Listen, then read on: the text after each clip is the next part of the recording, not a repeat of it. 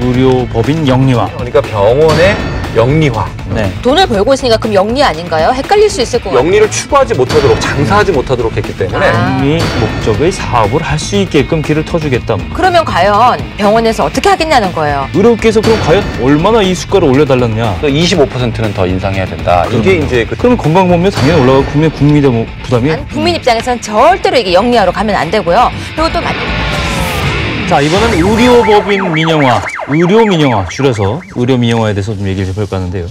이 용어가 참 헷갈려요. 의료민영화, 의료법인 영리화, 또 원격진료, 원격의료 이런 말도 나오고 그런데 일단 용어조차도 헷갈리게 나오는데요. 이게 지금 말이죠. 그걸 좀 정리를 해보실 필요가 있어요. 의료민영화라는 말을 이제 그 언론에서 많이 쓰는데 저는 그 언론에 굉장히 책임이 있다고 생각합니다. 의료민영화라는 말은 무슨 말인지 모르는 의미예요. 그렇죠. 예. 의료가 언제 뭐 관영이었나요? 그걸 왜 민영이란 말을 같이 붙이죠? 그렇죠. 의료는 이미 사기업, 사적인 분배를 다 하고 있단 말이에요. 네. 지금 문제가 되는 것은 병원한테 영리 사업을 할 수 있도록 허용할 것이냐 이 문제거든요. 그러니까 병원의 영리화. 이렇게 이게 쟁점이다라고 얘기를 해야 맞고 법적으로 영리 추구를 할 수 있도록 길을 터준다 그런 뜻. 그렇죠. 일단 그렇게 지금 넓게. 개인 병원 같은 경우는 네. 돈을 벌고 있으니까 그럼 영리 아닌가요? 헷갈릴 수 있을 것 같아요. 그렇지만 어쨌든 영리를 추구하지 못하도록 장사하지 못하도록 했기 때문에 네, 그 비영리로 묶어놨거든요. 의료법인 영리화라고 이제 딱 일단 규정을 짓고 시작하는 게 좀 개념이 네, 편할 이 듯한데. 틈바구니에서 그렇게. 전화 혹시 받아보신 적 있으세요? 이 틈바구니에도 전화가 오더라고요. 고객님, 의료민영화가 실시되겠습니다. 먼저 준비하세요. 의료실비보험입니다. 이러고 또 전화가 오는 거예요. 고객님 대단합니다. 당황하셨군요. 예. 아, 추워요, 추워. 좀 뭐랄까 이 좀 딱딱하잖아요. 네. 제가 하나 여쭤볼게요. 제 집사람이 네. 미국에서 병원을 갔어요. 네. 병원 간 이유가 뭐냐면 샤워를 마치고 면봉으로 귀를 휘비다가 면봉 들어갔죠? 면봉 끝에 솜이 귀에 똑 들어갔어요. 네. 이걸 병원에 응급실로 갔거든요. 빼러. 얼마 나왔을 것 같으세요? 응급진료비까지 포함해서 한 5, 6만 원 나오죠. 5, 6만 원 네, 정도 응급실 나오죠. 갔으니까. 그렇죠. 6만 원, 6만 원. 근데 이제 보통 면봉 같은 거 만약에 동네 의료 병원을 갔다, 개인 병원을 갔다 그러면 이건 뭐 하여튼 의료보험 내고 한 몇천 원 내고 나오지 6천 원 않겠습니까? 정도. 6천 원이죠. 미국에서는 850불 청구가 날아갔어요. 보험에 가입돼 있으셨는데 보험에 가입돼 있는데도 불구하고 85만 원? 85만 원. 그렇죠. 보험을 제외하고 80. 보험을 제외하고 85만 원. 이제 이런 미국의 사례들 때문에 우리나라의 많은 국민들이 이제 우리나라도 그렇게 가는 거 아니냐 이런 불안감에 떨고 있는 거죠. 대한의사협회가 총파업을 선언을 하고 지금 뭐 밀고 당기기 실랑이를 하고 있는데 원격 의료부터 얘기해 보면 논란이 본격화된 게 이제 지난해 10월이죠. 의사와 환자 간의 원격 의료를 허용하는 내용의 의료법 개정안이 입법 예고됐어요. 네. 원격 의료는 말 그대로 이 원격으로 의사를 직접 환자가 마주하지 않고 예를 들어서 컴퓨터라든가 PC라든가 휴대전화를 가지고 그 환자의 상태를 보고 의사가 진단을 해서 처방을 하는 그런 시스템을 말하는 거예요. 고혈압이라든지 그런 재진 환자들 좀 해당이 되고요. 네. 그리고 그러니까 원격 처방은 안정적으로 유지될 때는 계속 원격을 할 수 있지만 문제가 발견되면은 그러니까 몇 개월에 한 번씩은 병원을 가야 한다. 뭐 그런 취지가 있더라고요. 아, 그게 조항에 또 부대 조항이 있습니까? 네, 그러니까 내용이 그렇게 들어가나 봐요. 예. 사실은 원격이 오래전부터 허용이 됐었던 맞아요. 거죠. 예. 원격이 이미 우리 법에 의료법에 있었어요. 있었는데 제대로 시행이 안 되고 있었던 거죠. 지금 하지만 이번에 의료법에 있는 원격 진료는 네. 의사 대 의사에 대해서만 원격 진료를 하는 걸로 그렇게 돼 지금은 있는데 의사 대 환자. 지금 이제 논의되고 있는 것은 의사와 환자한테 뭐 말하자면 직거래를 할 수 있게끔 직거래를 할 수 있도록 바뀌는 것에 대해서 논란이 있는 거예요. 그렇죠. 근데 뭐 다른 거 다 떠나서 말이죠. 저 같은 사람은 아무리 기술이 발달한 디지털 시대에 살고 있다 하더라도 대면 진료, 그러니까 의사 선생님을 보고 제가 이야기하고 싶은 것도 좀 이야기하고 아 해보세요. 네, 눈도 그렇죠. 뒤집어 보고요. 그런 다음에 얼굴도 만져보고요. 그럼요. 얼굴 색깔도 보고요. 그럼요. 손도 만져보고요. 그리고 그게- 환자의 냄새도 맡아봐야 돼요. 그게 의사는 돼야 되지 않아요? 그게 의사죠. 그게 의사죠. 하여튼 제가 궁금한 거는 그 원격 진료가 그럼에도 불구하고 많은 장점이 있어요. 어떤 장점이 있어요?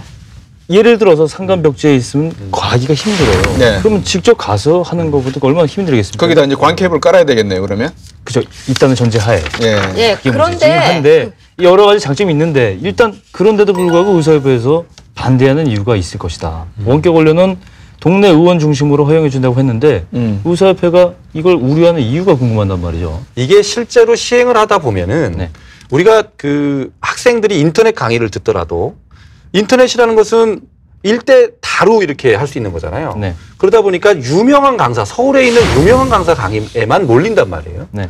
그러다 보니까 이 원격 진료도 서울에 있는 전국적인 명의들한테만 몰릴 것이다. 동네 병원들한테는 결국 혜택이 돌아가지 않을 것이다. 그 의료계에 한 6개 정도의 단체가 있습니다. 대한의사협회가 가장 이제 모든 의사들은 다 대한의사협회 회원으로 자동으로 가입해야 되기 때문에 거기가 제일 크고 대한병원협회, 뭐 개원의협회 또는 뭐 전공의협회 뭐 이렇게 다 굉장히 많네요. 그렇게 많아요. 예, 6개 정도가 있다 그래요. 그런데 변호사는 몇 개 협회가 있습니까? 변호사는 대한변호사협회 하나가 있죠. 하나가 있습니다. 네. 서울교도소협회. 그건 지방 이제 그 산하단체고. 산하단체고. 산하단체. 아. 네, 다 좀 다르죠. 그런데 이 단체마다 지금 쟁점이 되고 있는 이슈에 대해서 조금씩 목소리가 달라요. 네.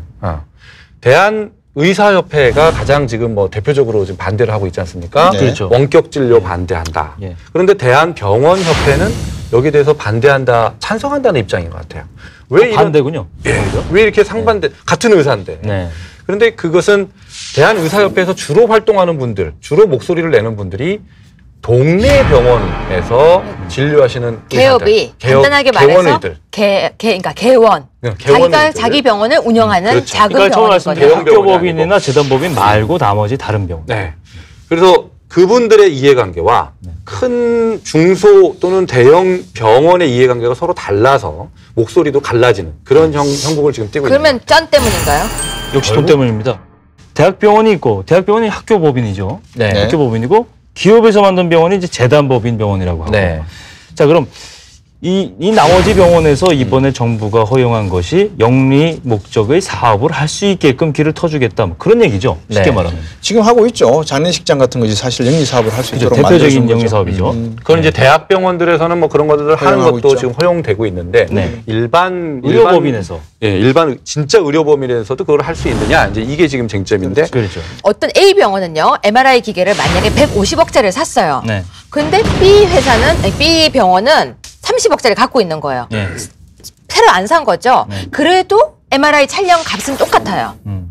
그러면 과연 병원에서 어떻게 하겠냐는 거예요. 그러니까 우리는 좋은 기계를 사고 양질의 의료를 할 테니까 병원비를 올려달라고 지금 하고 있는 거예요. 그러니까 이게 지금 서로의 주장이 맞기는 맞지만 국민 입장에서는 절대로 이게 영리화로 가면 안 되고요. 그리고 또 만약에 영리화로 가서 그럼 자회사를 설립하라라고 하게 되면은 이제 주사기도 자회사에서 만들게 되는 거죠. 그래서 이렇게 얘기하는 거죠. 자, 환자분 지금 주사를 맞으셔야 되는데요. 주사기 A 주사기는요 저희 병원에서 만들었는데요. 한 개 30만 원입니다. 안 아파요.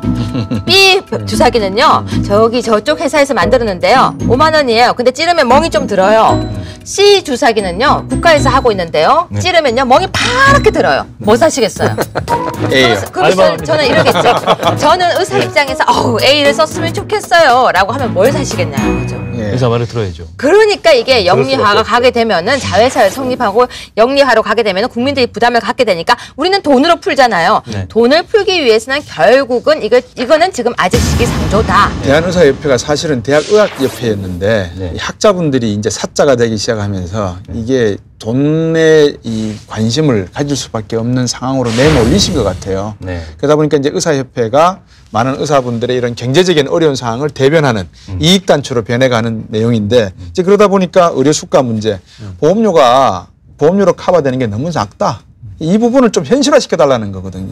일단 의료 수가가 말이 어려운데 의료 수가는 그러면 결국은 병원에서 건강보험료를 건강보험관리공단에서 병원에다 지급하는 게 이제 의료 수가잖아요. 우리가 건강의료보험을 내죠. 보험으로. 그러니까 사고가 발생했으면 그 낸 보험료를 타는 거죠. 그게 방금 말씀하신 수가죠. 그렇죠. 그건 예, 이제 수가. 병원에서 가져가는 가져가는 돈이고요. 돈이고요. 예. 근데 이제 건강보험 같은 경우는 이제 국민신뢰보험이다 이렇게 정리할 수 있고 우리가 종합병원에서 진찰을 받아보면요 건강보험에서 진단받는 지원받는 항목보다 그렇지 않은 게 있어요. 이걸 이제 전문용어로 비급여 항목이다 이렇게 하는 보험 안 되는 것. 보험이 그렇죠. 안 되죠. 보험이 안 되는 거죠. 그러니까 생돈 내는 것. 환자가 부담해야 되는 돈. 만약에 환자가 그런 실손보험에 가입 안 생생해요. 했으면 정말 생각해야 돼요. 예, 좋아요. 예. 아니 이렇게 설명 아까도- 안 하고 괜히 너무 멋있게 하시는데요. 좀 그죠? 팍팍 쉽게 좀 해주세요. 생돈 내는 거. 생돈 아까도 내는 거. 그랬잖아요. 네. 까자 그랬잖아요. 쌩쌩해요. 그러니까 정확하게 해야 돼요. 지금 예. 더 정확하게 하자면요. 아니 실수 보면 들어가시고 없으신 거 아니에요? 전 다 있어요. 다 있어요. 저는 이미 다 100%까지 다 드러났어요. 근데 어. 중요한 게 뭐냐면요. 네. 지금 여기에서 내가 내는 돈을 보험, 그러니까 우리 국민의료공단에서 대주는 것과 내가 생돈을 다 내야 되는 것, 그것이 있는데요. 비급여, 즉 MRI. 그렇죠. 그렇죠. 예. 전 뺄 때. 잼뺄 때. 옛날에는 스케일링. 그게 비급여 항목에 해당됩니다. 예, 옛날에는 생돈 내는 거. 옛날에는 스케일링이 생돈이었는데 이제는 그것이 치료로 들어가 버렸어요. 7월부터. 네, 치료. 1년에 한 번. 네, 그렇죠. 그리고 이제 검사비 같은 거, 의사의 특징비 이런 거는 다 우리가 생돈을 내는 품목이에요. 근데 알게 모르게 생돈 품목이 훨씬 많다는 거예요. 보시면 비급여라고 적힌 게 많아요. 근데 우리는 생각 안 하고 돈을 내고 오죠. 진료를 하게 되면 예. 보험료에서 반영되는 수가가 반영되는 의료는 네. 상당히 저렴하잖아요. 예. 그렇죠. 병원들이 존재할 수가 없다는 거죠. 예. 아까 변호사 수도 지금 3,000명, 6,000명으로 막 늘어나듯이 네. 지금 얼마나 많은 의료진들이 나와요. 그러니까 이게 시소 가치가 적어지기 시작하니까 네. 못 살겠다는 거죠. 네. 또 돈 문제죠. 소득이 줄어드는 거 아니겠어요? 네. 그러면 이거를 커버해 주는 게 어디냐? 손해보험 회사가 살짝 들어옵니다. 예를 들면 배를 개복을 했단 말입니다. 네. 배를 열었을 때 맹장하고는 전혀 상관이 없는데 네. 맹장 수술을 할 필요가 맹장 수술을 지금 해놓으시면 나중에 맹장염 걱정 없으시잖아요. 하실까요? 라고 물으면 어떻게 하시겠어요? 당장 한다 그러죠. 하자 그랬죠. 네. 그냥 그 말을 안 듣고 맹장 수술 안 하고 그냥 닫으시면 한 10만 원 돈으로 끝내는데 맹장 수술하고 맹장을 떼내시면 500만 원이 됩니다. 네. 그러니까 비보험이 되는 거죠. 네. 이런 식으로 아프지 않은 상태에서 떼내니까 예. 비보험이다. 그렇게 되니까 이게 어디서 커버가 되느냐? 보험회사에서 보험진료로 커버가 돼요 또. 그게 그러니까 실손보험하고 연계가 돼버리니까 환자는 떼서 좋고 보험회사에서는 보험료를 받아서 이게 충당하면 의료객에 살고 그러니까 손 누이 좋고 매부 좋고 하는 이런 조직이 만들어져 있는 거죠. 원격 진료라든가 예. 뭐 의료 뭐 영세 병원들의 뭐 부대 사업을 뭐 지원 이런 것을 반대하는 게 반대하는 게 아니고 결국은 이런 거 하지 않아도 좋으니까 의료 수가를 올려다오라는 게 사실은 의료 수가를 올리면 어떤 예. 일이 발생될까요? 그러면 건강보험료 올라가는 거 아니에요? 건강보험료가 올라. 근데 그건 두 번째 문제예요. 일단 이분들은 국민들이 올리건 건강보험관리공단이 의료수가 부분을 더 많이 떼어서 주건 해결을 해다오라는 게 일단 목표예요. 근데 그렇겠죠. 국민들의 이 건강보험이 금액이 올라갈까봐 그렇게 얘기를 하지 못하고 다른 왜요? 것을 반대하는 거죠. 왜 그럴까요? 왜냐면 그러니까 국민건강보험료가 올라간다면 대부분의 회사원들 네. 그러니까 급여가 딱 나오는 사람들의 국민건강보험료의 부담이 올라가겠죠. 네. 자영업자나 이런 분들 전문직에 계시는 분들은 신고하는 거에 따라 다르잖아요. 의료계에서 그럼 과연 얼마나 이 수가를 올려달라느냐? 네. 이게 얼마 지금 주장하는 게 얼마죠? 지금 건강보험 수가가 의료 원가의 75%에 불과하다. 네. 그러니까 원가로 맞추기만 하더라도 25%는 더 인상해야 된다. 이게 그럼요. 이제 그쪽의 예. 주장인 것 같아요. 사실상 병원협회가 지금 수가 올려달라고 말하고 싶은데 대한의사협회가. 아니요, 병원협회도 병원협회도 하고 싶은데 조용히 있는 거예요. 왜냐? 대한의사협회가 하니까 손 안 대고 코 풀고 따라가는 거죠. 아, 그게 이제 뭐 이게 위험한 발언이시네요. 참. 그래요? 왜 위험해요? 본이 아니 이게 이렇게 또 저기 같이 그냥 편승해서 간다고 말씀하시는 그러면 딱 한마디 하면 돼요. 형법 학자신데 아니, 그 한마디 하면 돼요. 아님 말고. 아님 말면 되지. 아, 그렇죠. 우리도 그러면 되죠. 그죠? 그냥 꼭 아니면 정치인만 뭐 하라는 거 그렇죠. 없잖아요. 아유, 아까 다시 찌라시에서 말고. 봤어요. 찌라시에서 본 거예요, 저. 일단 뭐 그 말씀하신 대로 걱정은 그거예요. 의료 수가를 올려주면 좋다. 올려주는데 그렇게 되면 건강보험에서 지급되는 비용은 늘어날 테고 그러면 건강보험료 당연히 올라가고 국민의 부담이 늘어나고 이게 이제 불을 보듯 뻔하기 때문에 그렇죠. 그래서 선뜻 이 대한의사협회의 요구 조건을 들어줄 수 없다. 의료보험료가 올라가겠죠? 이런 상황이 되면요. 당연히 올라가죠. 그쵸? 올해도 올랐죠? 그럼 국민들이 계속 요구해야 되겠네요. 비급여 항목 축소하라. 축소하라. 네. 의료계가 예. 또 떠들썩하니까는 국민 건강특별위원회를 이런 걸 만들었습니다. 이제 국회에다가 이런 위원회를 뭐 만드는 건 좋은데 이게 과연 해결책이 될 수 있을까? 위원회 하나 생기면 돈 들어가는 거 아세요? 그렇죠. 위원회 식사비 돈이 들어가네요. 따로 책정돼요. 위원장한테 많은 양의 많은 돈이 나가죠. 정말 많은 돈이에요. 근데 위원회가 설치되고 난 뒤에요. 위원회가 열리는 것을 따져봤더니 1년에 5번 다 안 열렸다는 거예요. 국회에서. 그래서 이 위원회 만드는 거는 바로 이거예요. 그냥 사람들이 막 웅성웅성 하니까 자, 우리 이렇게 일합니다라고 보여주는 정말 보여주는 건데 실제로 일하지 않고 있습니다. 국민 감시해야 돼요. 네. 국민 정말요. 감시가 정말 절실합니다. 네. 저 뭐 모르겠습니다. 경제적인 문제지만 이 경제적인 문제를 잘 해결하려 그러면 우리가 가지고 있는 순기능들을 빨리 되살려내야 되거든요. 비정상의 정상화가 아니라 원래부터 정상이었어야만 할 것을 빨리 정상으로 복원시키는 이 복원력을 우리가 가져야 될 것 같아요. 그거는 국민의 투표에서 나오고 국민의 감시에서 나온다고 저는 생각을 합니다. 왜요? 그냥 국민소통위원회도 하나 만들죠. 국민소통위원회. 있는 것 같은데. 아니 그래도 있어요? 이 그 국민건강특별위원회는 다른 위원회는 뭐 어떻다 하더라도 정말 제 역할을 했으면 좋겠어요. 월급 역할을 했으면 좋겠습니다. 근데 만들어지면 제대로 해야 되는데요. 만드는데도 돈이 들거든요. 만드는데 돈이 드는데 없애는데도 돈이 들어요. 그렇기 때문에 만들면 제대로 했으면 좋겠어요. 그렇게요. 왜? 생명이니까. 이야기를 하다 보니까 화가 나요. 안 하죠. 진정하시고요. 내 돈이 새 나가고 있다. 네. 한쪽으로는 새 나가고 있고 한쪽으로는 잘 쓰고 싶은데 잘 쓰고 방법을 싶은데 모르겠고. 모르겠고. 그리고 의료보험비는 올라가고 있고 소리가 들려요. 슉슉슉슉슉슉. 맞습니다. 네. 국민의 인식과 정부의 정책이 함께 공존을 해야지 해결할 수 있는 문제 같습니다. 오늘도 많이 배웠어요. 아니 어디에 이 밑빠진 장독대가 하나 있는 것 같아 이 나라에. 이슈 토크 쩌니 세워나가는 국민의 돈을 막는 뚜기 다음 되도록 주 기대해 주세요.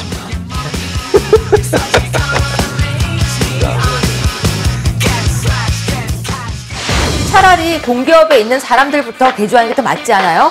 싹 밀어버려요. 근데 이렇게 말하면 또 굉장히 화를 내겠죠. 이거 무슨 얘기냐면요. 주인의식을 가져야 될 것 같아요. 주인의식이 있다면 공기업 개혁이다 무슨 이런 말도 필요 없이 정말 변할 수 있는 것 같아요. 이 공공 부분의 개혁이라는 것, 어떻게 보면 반드시 우리가 칼로 베어내고 또 도려내야 될 그런 부분인 것 같습니다. 정말 정부가 이번엔 제대로 한번 공기업의 정상화를 위해서 그리고 공평과 정의를 직접 국민들에게 보여주기 위해서 한번 노력을 했으면 하는 생각입니다. 우리 사회에 우리 국민들한테 변호사라는 존재가 왜 필요한지 그래서 아주 설득력 있게 잘 보여줬다 이렇게 생각이 됩니다. 그래서 많은 분들이 좀 그 영화를 보셔서 변호사가 이 돈만 밝히는 그런 존재들은 아니구나 이런 것들을 좀 많이 아셨으면 좋겠다. 의료 민영화가 굉장히 지금 사회적으로 문제시되는 이유는 딱 하나입니다. 보다 저렴한 비용으로 높은 수준의 의료 서비스를 국민들이 받기 위한 거죠.